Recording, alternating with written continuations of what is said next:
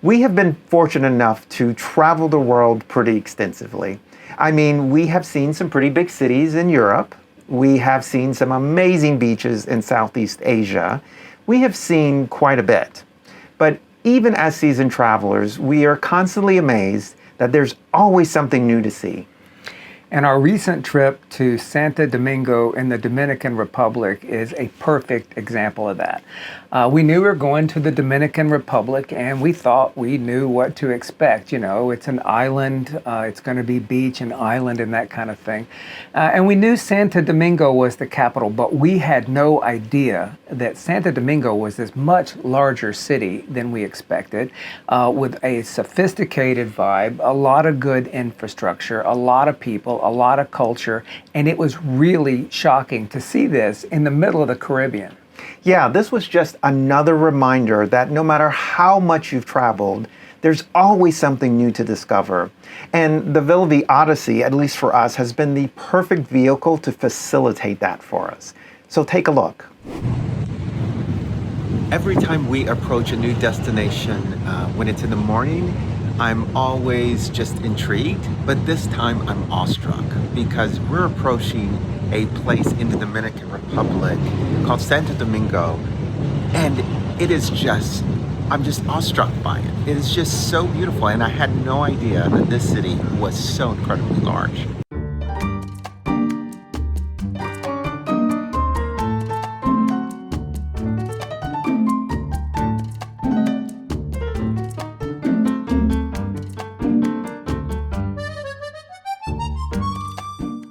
The city continues to be so beautiful on approach, and what I'm learning from Google is that this is the oldest continuously inhabited European city in the Americas. Now, I don't know if that's true, but I can believe it from looking at this place. I had no idea how large it was, how well developed it was, and it's just a gorgeous place, and I'm so glad I got a chance to experience it. I can't wait to show you mine.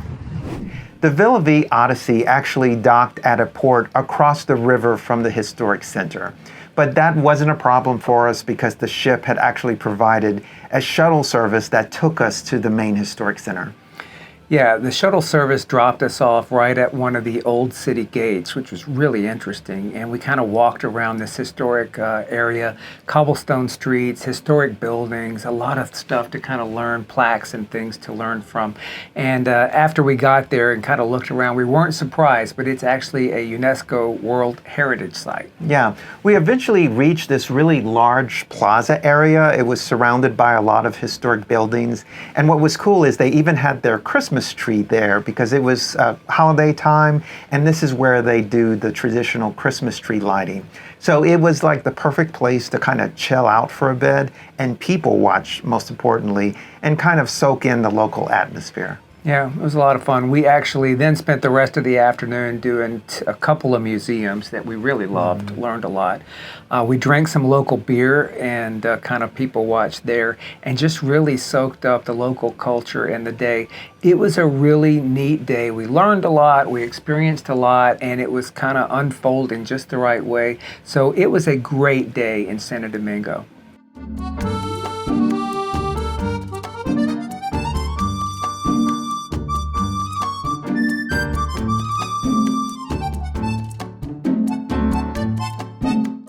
We're exploring around Santo Domingo, and right now we're in the Colonial area. It's a historical site, it's a UNESCO World Heritage Site, and it's really a nice place to come. It's obviously the old city. We just saw a really neat exhibits in the ship museum, the ship wreck museum, and you can tell we're here at the holidays because over here they're getting ready for the tree lighting, which is of course really cool to be here in the middle of December in my shorts.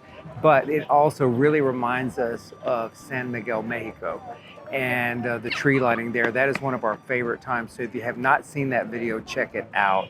It also obviously reminds me of all the Spanish plazas back in Spain. So really neat place to come. There's also a big glass of wine over there that's calling my name. So we're having fun here today and we really like it so far.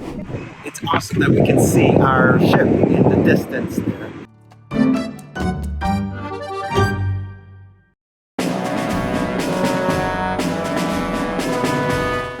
We're in Santo Domingo and decided to visit the Museo de Atarazanas Reales. So that's a mouthful, but in essence that means the Museum of the Royal Shipyards. The island of Hispaniola was settled by the Spanish, at least partially, and the royalty would send the ships here early on. One of the first of which was Christopher Columbus's ship, right? And actually the Santa Maria, one of his 3 ships, crashed here, and the wood from that ship was used to build a fort in this area.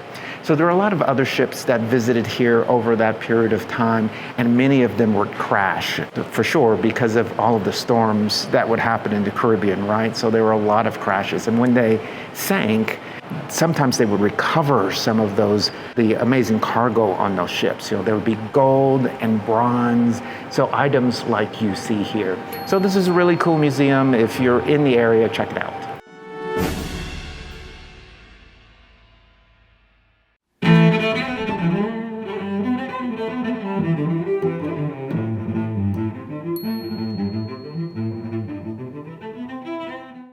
We are in the Museum of the Royal Houses, an old structure that used to belong to the royalty of the Dominican Republic, some of the dictators, some of the people who ruled the land. It's filled with a lot of artifacts from the time belonging to them and telling the story of the people of the area. But most importantly, it's also home to the royal cat. You can see her in the background. She's stalking her prey. We'll see if she gets anything, but we'll have to wait till the next episode.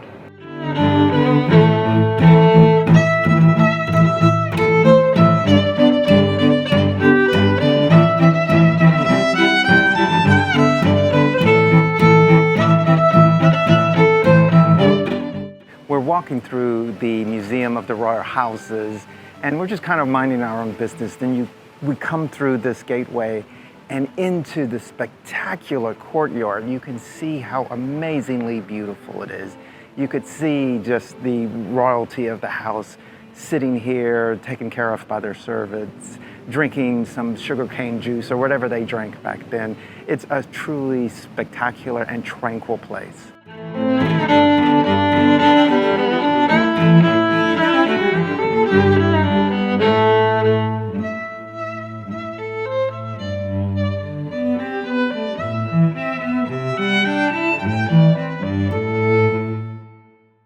One of the best things about the Villa Vie Odyssey is the flexibility it offers.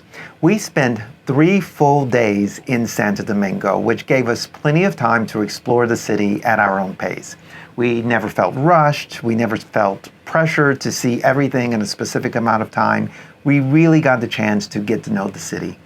We really did. It even rained one of the days that we were in Santo Domingo, but it was no big deal, and we just chilled that day because we had plenty of time to do the things that we wanted to do. It wasn't like we had to cram it all in, which was wonderful.